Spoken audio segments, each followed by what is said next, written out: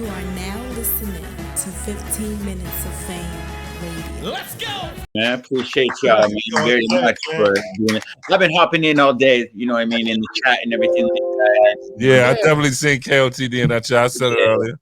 I Yeah, definitely. what y'all are doing, you know what I mean? It's a very, very important cause, what's happening, you know what I mean? So, you know what I mean? Good looking on y'all, for real. And yo, Right. Organik, real quick, I didn't really get to talk to you too much, but I didn't like reach out and like, want to like ask you for too much shit and like, because I know you got your own shit going on. I took full responsibility of taking care of this shit. I just wanted to raise money. Not only is he Team Homie, but Bishop is literally all of our friend, and he's important to us. You know what I'm saying? So, I didn't mean no disrespect. That's like not reaching out or like nothing, like, so, but, we definitely appreciate you pulling up. It wouldn't be right unless you did anyway, so with your history.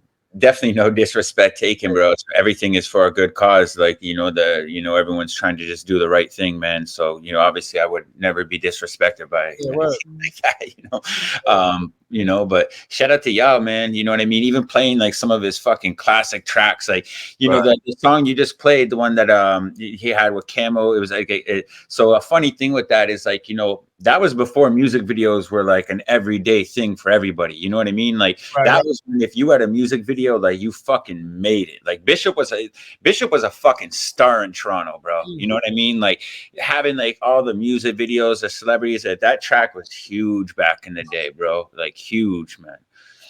I grew up on all Bishop's music, man. It's crazy. Now, yo, even though like he has history in the States, like, you're from his area, his town, yous were friends growing up. Like, can you like explain how important he is to Toronto? Because I don't think people worldwide understand, who Bishop really is. And then also, can you like talk a little bit about like the history that y'all made together and, how that all came about of like, King of the Dot and hosting and battling and like whatever it is, like, can you talk a little bit about that too? Because I think that's important for the history.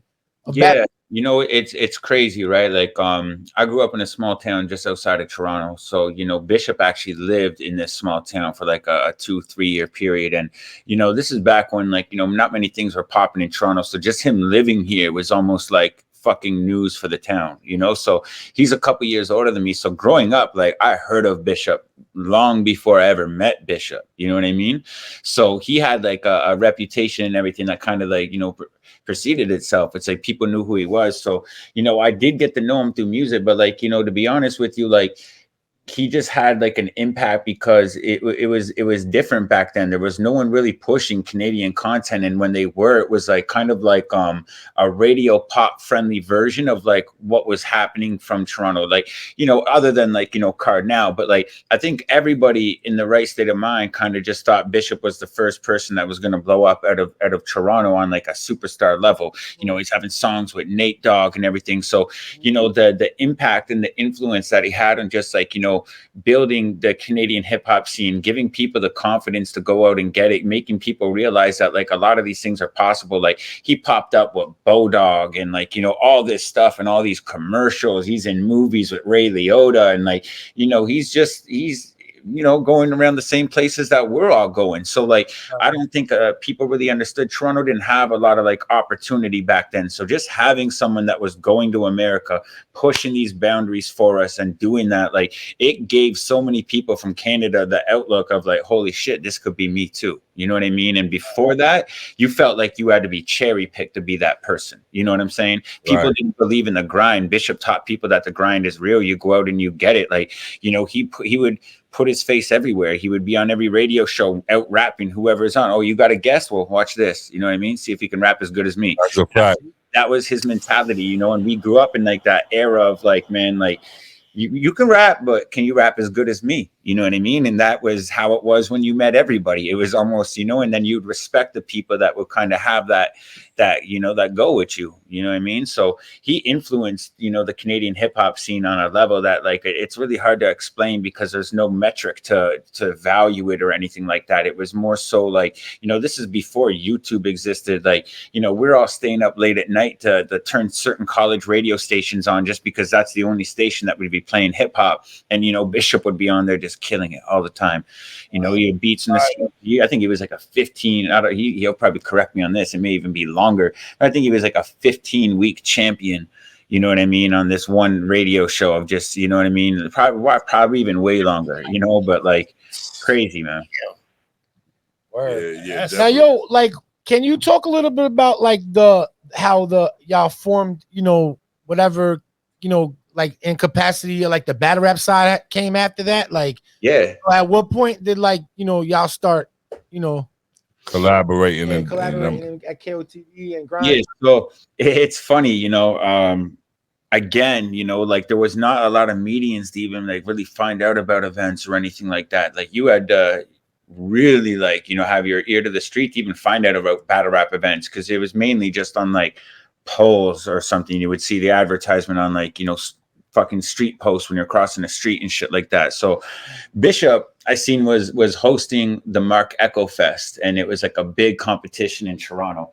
And, you know, I tried to sign up and go to all this shit. I actually got rejected, man. So my first thing with Bishop was like, man, this guy didn't pick me to be in this competition. Like, I knew I was better than the people in it, but I didn't have any footage. I didn't have anything, you know what I mean? To like there was nothing back in the day to give. You just had to like show up and make a name for yourself. And I had to learn that. It's like, if you don't get in an opportunity, you got to create that opportunity. You know what I mean? So, you know, my first opportunity really to get that was only like, I think like 6 months later. It was like the Ant Mobile Fest or something like that, and Bishop was one of the judges.